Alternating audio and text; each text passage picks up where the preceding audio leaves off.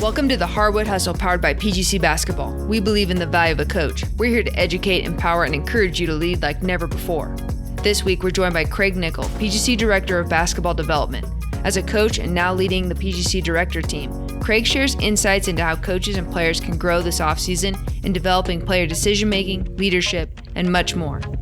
Let's get started. Welcome to the Hardwood Hustle, and we've got a good one today, and we got a special guest we'll introduce you to in a moment. But first off, my co-host TJ Rosine. TJ, man, just congrats to you. You guys capped off an incredible run, 16 wins in a row, won your conference tournament, earned an automatic bid to the Division II National Tournament, NCAA tournament, and so snaps to you, man. What a run y'all been on. I got to watch this last piece of it. We'll snap that up. But yeah, congrats. Tell us how you're feeling. I know you've been partying all night. Man, let's go. Let's go. Feel great. It's been a long day. We just got in off the road late last night, and yeah, really fun group to coach. 16 in a row doesn't happen very often, and you got to have something going good for you, and we did. We got a good mix. We got a good mix of guys that love each other, play really hard for each other, super unselfish, and man, it was just it was good for them to cap it off with a conference championship. I think that we talk about this a lot, but at the press conference afterwards, you got to talk about the team a little bit. And the one thing I said is, get to the end of the season, everybody wants to win, but for me, the main reason I wanted to win is I just wanted more time with those guys. You just don't want it to be done. Like you're having a lot of fun. You're just enjoying being around them, and I think they're enjoying being around each other. And, we get one more week to do it, one more week at least to just kind of be together and enjoy each other. And that's what feels really good. I think when, I've been fortunate to win a lot of championships over time, but the ones that feel just incredible are the ones when you're like just thankful for another day with these guys. And that's how I feel right now. Feel really good. Yeah, absolutely. Well, we'll be pulling for you as y'all go on this next journey to the national tournament. So, hey, we got a special guest today, a good friend of ours, Craig Nickel. Craig provides leadership to our PGC Director team, a world-class group of people. Craig's got an extensive background coaching at the college level, the high school, the club level, boys, girls. Craig, we're excited to have you on the show and learn from you today. Well, hey guys, I am honored to be on the call with you guys and excited to dive into some topics. Well, let's start here. What is one of the best pieces of advice that you have received in your coaching career, whether it was yesterday or it was 30 years ago? Start us off with one of the best pieces of coaching advice you've gotten. Well, maybe almost a prisoner of the moment, but I just like to pick up a little bit on what TJ talked about. It made me smile so much when he talked about wanting just one more week with his guys. And that speaks to the heart that I think all successful coaches need to have for their guys to really bask in that relationship building and in the journey that you go on as a team. So to me, like, coaching is a people business. And if you enjoy being around the young men or the young women that are entrusted to you, that's 3/4 of the battle right there. Craig, you look really young, but you're a seasoned veteran. You've been around the game a long time. You've coached guys, you've coached girls, you've coached at multiple levels. And I wonder this, coaches are listening. I'm always intrigued. I ask this question all the time to people when I'm just trying to grow as a coach myself. What are a couple of things that you wish you would have known or done differently as a young coach? That things that, gosh, it took me too long to learn this, because I got a whole bunch of them for me. It just took too long to learn that I wish I knew when I was younger. But what are some things that would be just paramount to you? If you were to start over, let's just say you're a 25-year-old coach right now and you get all the wisdom that you've gained over time from some great guys. You've learned from some great coaches. Yep. And what would you tell your younger self? Yeah, man, that's a great question. I think number one is I would be less certain about my answers on on certain coaching things. When I was 25 years old and 30 years old, I thought I knew the game inside out. I had answers for every question. And I didn't learn as much as a young coach as I should have. I should have been way more open to not just different ideas, but to different opportunities. I just think that as I've grown older, as in my coaching journey, I realized there are many ways to be successful in this game. Some teams are going to channel to the baseline. Other teams will funnel to the middle. Like there's not one set right answer for every situation. So that's definitely one. Craig, that's a great answer, because when you said that triggered this, which maybe is a nice segue. I had coached in college for almost 10 years before I went to my very first PGC session, which was, about 11, 12 years ago. And, prior to that, I coached in college. I thought I knew a lot. I watched hours and hours of videos and championship production, VHS. TJ and I, would travel around the country, going to coaching clinics, learning from the best, and I put in the work, and I thought I was really good, and I thought I knew a lot. And then I went to a PGC session, and I was really taken aback by how much I didn't know. And it was a humbling experience, just in terms of how to teach the game, how to communicate better, how to motivate better, how to connect better. And that set me on a new journey, and PGC's helps transform my own coaching. What has been your experience being involved with PGC? Taught you or enhanced with what you already do, or how you approach things? It's so well said, Sam, and it sounds like there's some parallels for at least for the three of us, because to be honest with you, Mono had been asking me to attend a PGC session for a fair number of years. And in 2014, I went to the first session. I came as an observing coach, and literally within the first day of me being there, I was like, Mono, I'm in. Like, I want to be part of this. You said it. Like, I realized there was, two main things. I realized there was so many things that PGC did a great job of teaching. And I also wanted to learn how to teach that way. And so from the moment I experienced PGC, I fell in love with it, and it absolutely transformed me as a coach. I went from, I wouldn't say being a huge yeller and screamer, but like I felt that was part of the costume that I had to put on as a coach, because that's what was expected of a coach. And literally within, like, coming back to my next season after that first PGC session, I put on a new jacket as a coach. Like I didn't feel the need to stamp my feet and smash my clipboard and things like that. It was it was a transformational experience for me, and I know it has been for thousands of other coaches and athletes that have experienced it. Yeah.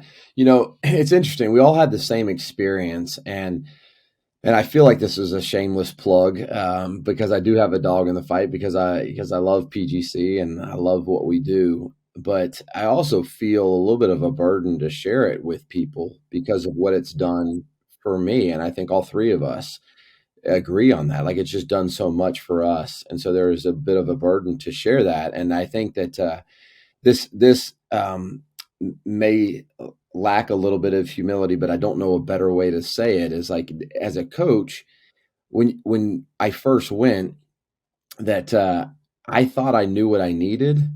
And then when I got to PGC, I found out what I needed.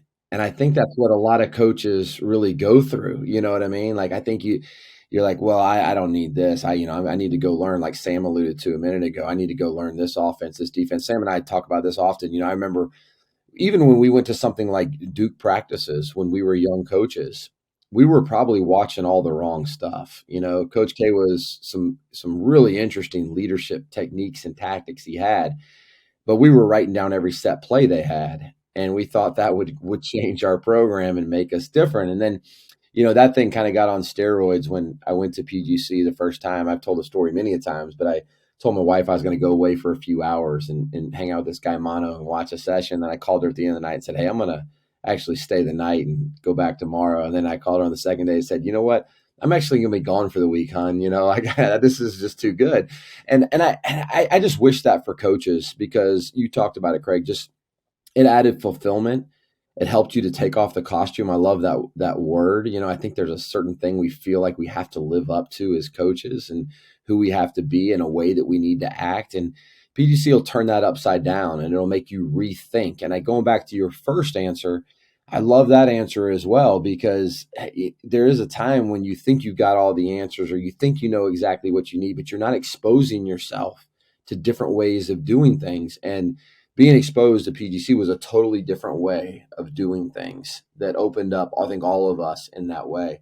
Let's talk for a second, Greg, about some of the special sauce. Let's let them in on some of the secrets, some of the things. I know you're working year round with our directors to get them prepared, and not just, and this is one of the things I think coaches miss out on too. It's not just, how to teach the game or what to teach in the game, but it's how to be a great version of yourself. Like, if you ever go watch one of our directors, they're world class. Their presentation is world class, and it looks different than your average coach. I think this is a place coaches can get a lot better.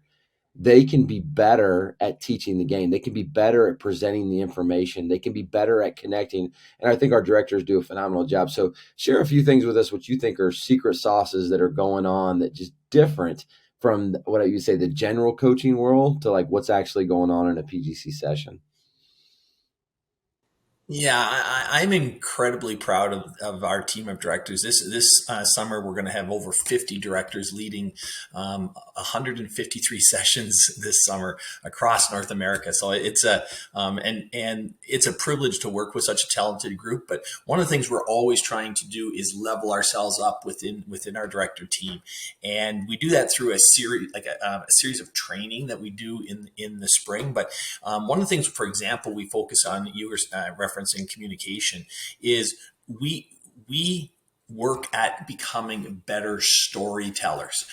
We know that athletes will often, some of the stickiest stuff, the stuff that will stick with them the longest, is the stories that they hear. And I've had a chance to see our directors across the country, and almost all of them have 2 or 3 of those stories that just resonate with athletes. But we got to become better storytellers. I think another thing that's really unique about our courses is that we follow that the hear it, the see it, the do it methodology. So athletes get to hear things in the classroom, they get to see them in our film sessions, and then they get to do them out on the court. And so no matter how our athletes learn, they get exposed to material that will resonate with them. And I think for coaches, for them to see that methodology of hearing it, seeing it, and doing it, that's a great way to coach. Yeah, and Craig, in the PGC summer session, it's 5 days. TJ talks about Don Meyer a lot, and Don Meyer talked about being solid, simple, and sound. Solid, simple, and sound. And I would say, PGC, things are dressed up in certain ways, and there's really catchy phrases, the brilliance of Dick DiVinzio, right? But at the core of PGC, it's a really fundamental approach to teaching the game. We're not teaching 30 different things. We're teaching a few things and just over and over, and we might teach it a little different way and progress through something. But talk about the few things that a player walks out of. And again, this is not a sales pitch for you to come to PGC, but we're not shameful in saying, hey, do we think it could help you? This is just basketball talk too, of like what coaches and players could do to get better. But what are we doing? What are the few things we're trying to get good at? Yeah. One of the constant themes that runs through all of our courses is the ability to read the game, or I would call it to build basketball IQ. And I think every coach out there, laments when their players don't make the correct reads.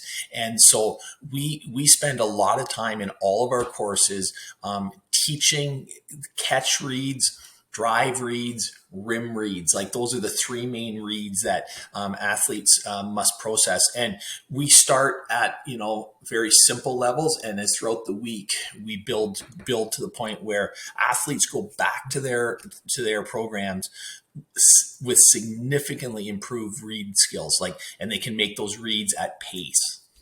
Yeah. And, one of the things I think is really important about that is I feel like the game is more skilled than it's ever been. Like when I played basketball and comparing it to today and the players that I coach, there's just way more better players out there at doing great individual things. Now, I don't know if the opposite is true, is if they are as good at making reads and decisions and playing offense and defense at a high level of IQ. And that's another thing that, I think a lot of people shy away from teaching IQ for the game because it's hard. And so it's easier to tell people to take two balls and dribble them. It's easier to say, go get up this X number of shots. Teaching how to think the game is really hard. And I think that that's one of the things that just transformed me when I watched my first PGC session is I now had new tools and new tricks to think the game better than I've ever thought it before. Can you expand on that a little bit, Craig? Yeah, for sure. And I think that what we teach at PGC, most coaches would recognize as good basketball, but they just haven't taken the time to break it down as much as we do. I think one of our secret sauces is the progressions in our drills, and how we layer things for the coaches to see, and they see how effectively the athletes learn when things are properly layered. I think one of the things that mistake I definitely made as a young coach, and got better at, was I would throw the kitchen sink at athletes in a drill. And we'd be focusing on 4 or 5 different things. And I think it's so much more effective when they're in that acquisition stage for them to be able to, focus their attention on this element of the cut, or on this of the catch read. And so I think the making it simple and layering it really accelerates learning. Yeah, and I would build on that too. I think this is really true, Craig, and TJ can speak to it too. When you have a higher basketball IQ, you're more athletic. Yeah, when you have a higher basketball IQ, you're more athletic because you can make decisions quicker. That quarter or half second or full second quicker decision, you can move faster. Like I just watched TJ, your team's go on this run. When I watch you guys play, you have some good players. You do. You have some talented guys.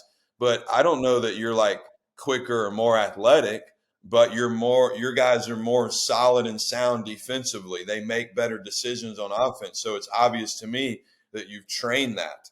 And so, Craig, I think that's another thing. You have to look at it different. It's not just because all coaches are like, man, I just need a smarter player. Gosh, we're so dumb. How are we so stupid? That's what a lot of coaches say, but we don't ever teach it. And you can teach these things. Draymond Green is one of the most successful players in the game, not because of how athletic he is. It's because of how smart he is and how tough he is. And again, I think that is things that we teach. Go ahead, TJ. Yeah, no, Sam, it's funny you said this. I don't typically like to share these things, but I think this was you. I want to build on what you were saying. The coach we played last night, David, is the head coach at Belmont Abbey, who's, historically just good program of coaches from Kevin Eastman, Al McGuire, come from there, just really legendary coaches. And he's a young coach, and he's going to be a really, really good coach. And he is a really good coach right now. But before the championship game, we sat down and he said, tell me a little bit more about PGC. And so we started talking about it. He said, I'll never forget when I went as an athlete. And he said, I went in Florida and I went with Mono. And he said, the one thing I can say is that your team plays like PGC and it's fun to watch. And I just thought it was a great compliment. I just thought the things that he saw in our team were translating from habits that we've learned both on and off the court. So speak to what Sam talked about, but then I also want you to speak a little bit to the intangible part of it, because he talked both what we did on the court and what we do as teammates off the court as well, which the intangible part is so interesting to me, because every conversation I have at the end of the year, the majority of conversations with coaches, wow, we just didn't have good leadership this year. Our guys just didn't buy in. Our guys just didn't like each other. And I hear that same conversation over and over and over again. And I want to be a smart aleck, and I want to say, well, what are you doing about it? You know what I mean? Like, how many times are you going to go through this? Like, do something about it. And I think that's another thing that we do at PGC. Even if the coaches don't go, their athletes now see it and understand it, because for the first time in their life, many of them are being taught about leadership and intangibles. So if you can expand on both those things, that'd be great. Yeah, no, in fact, I'll just share a quick little story that'll reinforce some of this. Mono and I were actually at a college game up here in Canada, and we were watching a young lady. Well, we weren't actually watching her because she's redshirting, but one of my 3 or 4 time PGC grads was redshirting at one of the universities, and we were watching that game. And at the end of the game, Mono and I were talking to the assistant coach, and about a bunch of things, and I just said, how's Christina doing? And he goes on, he just raves about her. And then and I said, well, she was one of my PGC grads. And he goes, well, that explains it. It was just like the light bulb that went on for this coach about what an amazing teammate Christina was. But yeah, there's a huge emphasis at our courses on what I would call not just leadership development, but character development. And that starts with the role modeling of the director. We expect our directors to, just set a world-class standard for how they conduct themselves. That translates to our basket instructors, our staff that are at the session. And it's the little things that seem to be little, but make a huge impact. Like the expectation that when you stand up from a table, you will push your chair in. The expectation that you will take your food tray in the cafeteria and take it back to where it needs to be, which if anyone's been in a high school or college recently, that stuff isn't normal anymore. People, we expect that, when you meet someone, you greet them, you light them up. It's the habits of, like, when a whistle goes, of locking in instantly and getting the ball under your arm or locked in, or if it's 2 whistles, sprinting in. All of these little habits cumulatively over the course of a week, they make athletes better, but they make them better people. And, we have a lot of evidence that translates back into their life when they come back, when they leave the campus. Yeah, I think that's a great articulation of it, Craig. I think about this all the time. Like, you are either a part of the problem, you are one of the people complaining about the problem, or you're a problem solver. And I think all of us want to be the third, which is a problem solver. And when I think about things that happen at a PGC session with the coaches, with the athletes, we are helping them become problem solvers. How do I solve making better reads on the offensive end? How do I solve leading my team better? How do I solve being a great teammate? How do I, those are the types of things. And so when I hear coaches talk and complain about everything that's not going well, I'm not angry about it. I just think to myself, man, I want you to have this, because there are solutions to these things out there. Now, I'm not saying it's easy.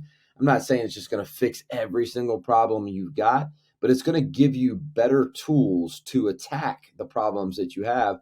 And going back to what you said in the very beginning, first you got to humble yourself and realize I don't know it all. Look, I've been doing this for 23 years as a head college coach. What excites me the most is how much growth there's opportunities there are out there for me, and how much better I can get, and how much more I can learn, how many more problems I can learn to solve. And I think that's what we do really well. I think that when you go to a session, you see it modeled. You see somebody that is a problem solver modeling it. They're giving you tools to solve those problems, and they are helping you figure out, gosh, because most coaches will tell you every year, I say this, man, we just didn't have a leader this year. And I think about over the course of my coaching career, how many times did I have a leader that I would just say was phenomenal, right? In 22 years, phenomenal leader. I would say 3, 4, 5, and 2 of them were PGC directors, and Micah Hayes and Graham Maxwell. You know what I mean? Like, those guys, like, they're just really good, but you just don't have that many. And so what are you going to do about that? Are you going to hope that you have a good leader one every 5 to 6 years, or are you going to develop leaders? And yeah, I think every one of us would say develop leaders. Well, how are you going to do that? And that's one of those things I think we just do a really good job at. Yeah. Well, and it's I think underlying a lot of what you're saying there, TJ, is a sense of ownership. Like, not only do we want to equip athletes to solve problems, but we want it to empower them, that they have ownership of the problem. Like, for example, like, I'm always fascinated. It's going to happen every session we're at. There's going to be a spill in the cafeteria. Like, someone's going to knock their glass of milk over or whatever. And it's so interesting to see, does that athlete at early in the week, they might be tempted to walk away from it and hope nobody sees it and just, sneak out of the cafeteria. But with the proper modeling and encouraging, the athletes start to solve that problem. Hey, I spilt my milk. I've got to find a solution for this. And they work it out. Well, Craig, I know that wouldn't be at one of my sessions because my athletes don't drink milk. We challenge them. They don't cry over spilt milk. Hey, I want to talk about this too. So this morning while I was working out, I was listening to this interview of Mike McDaniel, who's the head coach for the Miami Dolphins. And, I don't know if you've seen him, but he's an interesting guy. He's not your traditional football coach or even traditional coach. If you've ever seen any interactions, if not, he's worth kind of diving into. But he was talking about, like, he's a very just kind of normal dude who doesn't like yell at his players, and he's just a different type of coach. And he was getting interviewed, and he's like, I don't want y'all to get this twisted. He said, I have high accountability in our program.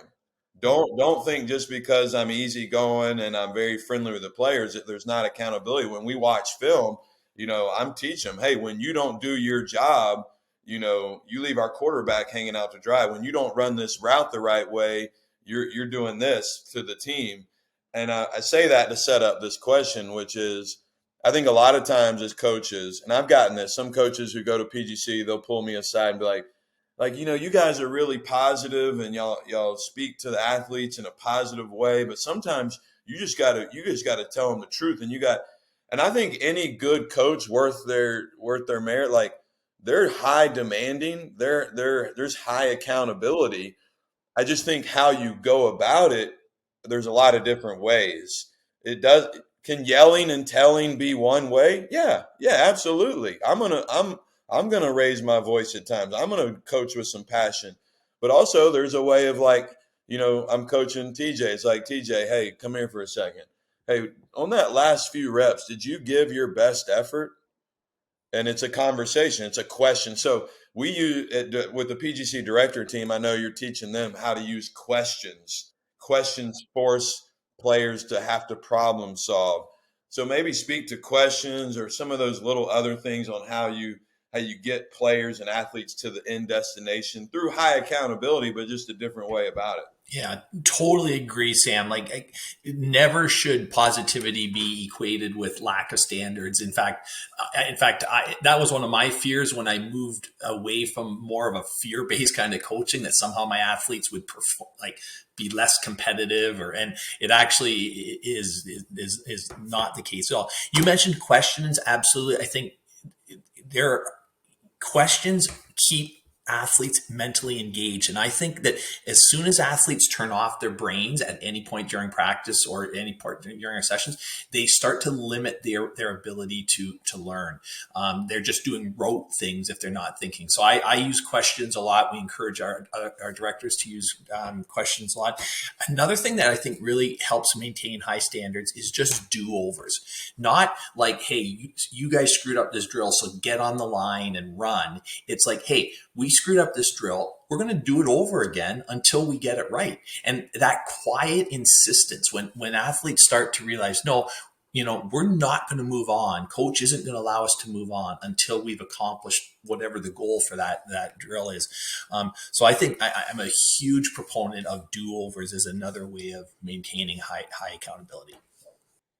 Yeah, I think Sam, you really good point, good question, because I think we get that in general sometimes from just the basketball public who think these guys are too nice. These guys are too, I think that's a common theme that, they don't. But I understand it. I mean, I'm in the pressure cooker all the time. Craig, you've been in the pressure cooker. We've all been there, right? Like, what comes with a season, and is it different than a summer session? Yes. And so should your preseason be different than your season and your postseason. And so they all are different. But the keys, like the key takeaway from all of that is like, what are we trying to do? Like we are trying to get a team to play with mass, I should say mass. We're trying to get a team to play with maximum connectivity. Like how are they connected? We're trying to get a team to play with maximum energy. We're trying to get a team to play at the highest level of execution they can possibly do. And so whatever it is you desire for your team, the question should be, how do I get them there the best? All right. And I think so many times we've modeled from coaches prior and previous that we just think sometimes yelling and getting mad and getting upset. But I would say this, where does all that come from? I think a lot of that just comes from a manifestation of our own stress levels, of our own desire to be successful, our own ego getting in the way, and really it's counterproductive in so many ways. Now, should you get mad? Sure, sometimes you should. Should you get angry every once in a while? Yeah, probably so. Should you challenge players? Yeah, absolutely. Should there be all of those things should happen. I just think they're done and the proportions aren't proper. You know what I mean? I think for coaches, it's like you said earlier, Craig, let me put on this costume. I'm a coach. I'm supposed to yell. I'm supposed to be demanding. Said who?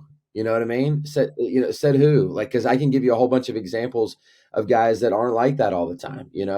Guys like Brad Stevens and Popovich, even guys like Phil Jackson, who just got them to play in the right. But we can go through tons of different coaches at every single level.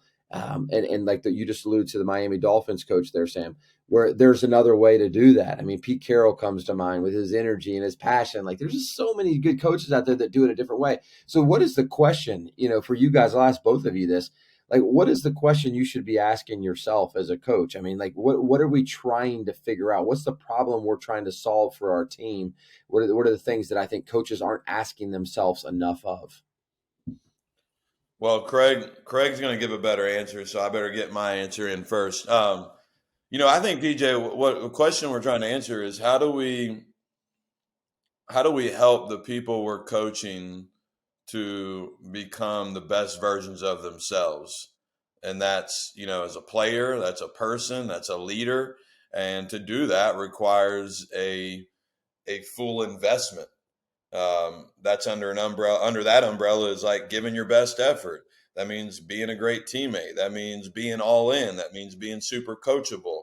Other character. That's like, so we're just all. I think what we're trying to do as coaches is we're trying to get individuals to become the best version within a team environment, and then we're getting that team moving in one direction to become their best selves, and to their, so that we can, go out there and win games, and then also transform lives and use the platform to change somebody's life and make it better. Yeah, and I think it starts with the questions you ask yourself that are really important, right? Like, so Sam, the question you said, how do I make these young men or women better, right? How do I get a team to pull in the same direction? How do I do? And I think that the questions that you're asking yourself are going to lead you to searching for solutions to this. And I wonder sometimes as coaches, are we asking ourselves the right questions? And, Craig, go ahead. Yeah, I loved what Sam said about the transformational aspects, but I'm sort of going down the same way as you, TJ, about I think the biggest challenge that we face as coaches is for getting athletes to understand their interdependency on each other. That yes, I'm an individual on this team, but if TJ's driving to the baseline, then I have to reposition myself, to be available for a pass or transition defense or what all my other responsibilities are. And so, to me, that's always the biggest challenge of coaching is for them to understand how interdependent we are on each other if we're going to be successful. Yeah, and so I think it just leads to such an interesting conversation because would you guys agree that more than ever, players are trained individually? Yes. You know what I mean? Like to go be great at their skills, to go do even from parents to go get a scholarship, to go. So they're trained individually. And then going back to what you said, Craig, we're trying to teach them dependence and interdependence on each other. Like, how do we bring this together? Like the way that they're training and what they're being told at home or by their coach or whatever is kind of a little bit opposite of what we're trying to achieve in coaching. And so then you got to ask yourself, look, how do I marry those two things? I think one of the common things I think that is happening right now, there's becoming a greater division in like coaches and parents, coaches and sometimes players, because the message is different. And we have a harder message to sell as coaches is how do these players, sure, go after greatness individually, but then become dependent on each other to become the best team we can possibly do. And they're getting multiple messages. And then finally, and I know this sounds a little bit complex, but going back to what we were talking about earlier, they've got to go figure out, how do I actually get people to do this? Right. And is yelling and screaming at them actually getting to, when we know whether we like it or not, like this generation is probably not their top way to learn is to get demanded, to get yelled at and get told and to constantly be berated. Right. We know that that's probably not achieving it. So at the end of the day, you're asking yourself as a coach, are my teaching methods leading to the results that I hope they would lead to? Whether it's, even if I'm a transactional coach, they're playing connected, they're playing together, they're all of those things, because we know that teams that play together and play connected achieve more. And then to Sam's question, and are they achieving as much as they possibly can off the court and becoming transformational and growing into the men and women they need to be? And I think, yeah, guys, there's a lot of different directions we could go, but I think hearing y'all two say what you just said, then the point of where it gets interesting is when adversity hits. I think this is when coaches and leaders have to be at their best. And I don't, I'm not going to say kids today. I think kids are great. Kids are kids. Usually adults get in the way, but I would say it's easier than ever to run from adversity. It's easier than ever. Why is that? I don't know. Is it because we've had a generation where there's always a silver and a bronze bracket to go to. So when you lose, it's okay. It's okay. Just go in the silver, just go in the bronze, and then we can go play, and then we can put a ring on our finger. And we went 1-5 on the weekend, but we won, and we protected our kids' feelings when they may have needed to end up going home at 0-3 and learning how to work through some struggle. I love one of the University of Georgia's football players talked about this at the NFL Combine. He's like, there's too many college kids today transferred every time they don't get to play when they want to play. And TJ, you live it out now. Craig, you lived it out as a college coach, but it's like, how many kids are having to work through, freshman, maybe sophomore, maybe even junior year, 3 years of adversity where they're playing, 2 minutes and they go to 6 minutes and they go to 12 minutes and then they finally get their chance their senior year. But no, they didn't get to senior year because they transferred. My point is, as coaches and leaders, we have to help them navigate through some adversity. I know at PGC we teach approach, Craig. I mean, that's one thing we teach. I think that's a big part of. But yeah, you want to speak to anything on that? Yeah, no, adversity. Like I think if you can, like, if coaches can approach adversity as an incredible opportunity, it reframes it and it feeds exactly into what TJ's like amazing season. Like TJ, you think of the adversity you faced early in the year with all the injuries that your squad was dealing with, and that must make the success that you've been on in the last 16 game winning streak must make it that much sweeter. Yeah, and I guess I gotta credit, approach. Like, we don't have to go all the way, and we teach, the SHAPE acronym at our sessions, Craig, and you can talk a little bit about that. But, the 6 intangibles of a great teammate, and my favorite letter, it's SCHAPE. My favorite letter has always been the A, the approach. I feel like that is probably my biggest learning because I know any great season is going to have adversity.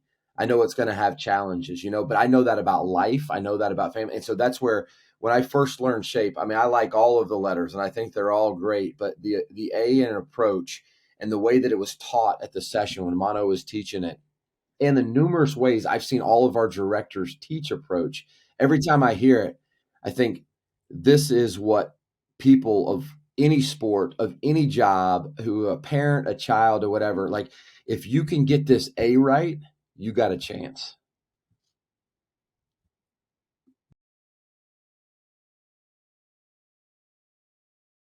And Craig, speak to, as we wrap up here. I just want to get your final thoughts. Like, if an athlete or a coach was to come to our session, right?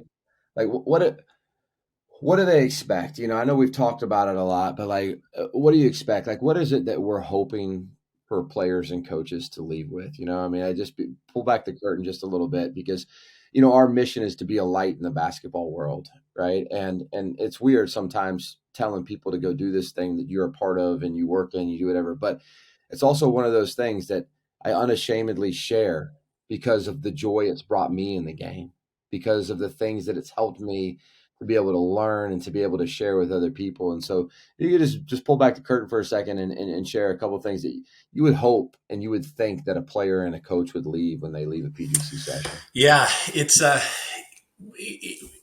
PGC session is something that you really do need to experience it. Like, we can talk about it, the three of us, because we've experienced it, but it is hard to put into words what that experience is. But what athletes leave with new skill sets, new ways to think about the game, and a vision of what the best version of themselves can be. One of the things I always challenge athletes at sessions is to say, you can be whoever you want to be this week. Whoever you've been in the past is fine, but you can try out new behaviors. And sometimes when I work with challenging athletes who maybe have issues going on, they're like, I say to them, for this week, you do not have to fall back into old patterns of behavior. You can try on a new set of behaviors. And so that's what athletes leave with. I think coaches leave with a reconnection to the joy of the game. Like, they're inspired by what is possible when you teach and coach in a certain way. And I think they leave with some really cool progressions, at least in ideas of how to layer progressions to help your athletes get better. Yeah. And Sam, before you wrap up, Craig, I think that's a great articulation. It's exactly what I felt when I came in as a coach. I felt refreshed, and when I led sessions as a director, probably the most enjoyable thing was the late night end of the session to watch kids just love playing basketball. Yeah. And I think sometimes we get so far from that. And both experiencing the athlete's joy and also reconnecting with my joy. So many times we can get in that pressure cooker and I've got to do this. And definitely kids are getting that pressure cooker at earlier, younger ages. And to remind yourself of how good the game of basketball is, the greatest game on earth, and that it can still be fun. It can still be enjoyable. I can still learn great life lessons through the game. And that's what, the first time I went as a coach experienced, and I thought to myself, this is a breath of fresh air.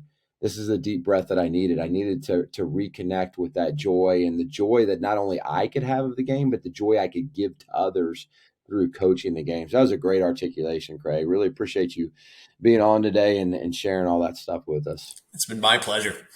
Yeah, Craig, we appreciate you, man. Thanks for sharing so much of your basketball knowledge, leadership principles, and all the leadership you provide to PGC. And coaches and players that are listening, come join us this summer. Come join Craig and his team of 50 directors and come get better. We have players and coaches from all over the world, from all levels, and we've all three been impacted tremendously from it ourselves. So that is Craig Nickel, that is TJ, and I am Sam, and we are the Hardwood Hustle. Thanks again for tuning into this episode of the Hardwood Hustle, where we believe in the value of a coach. Be sure to check us out on Twitter and Instagram at Hardwood_Hustle to stay up to date on the latest episodes and share your thoughts with our coaching community. From the Hardwood Hustle team, thanks again. We can't wait to be with you again next week.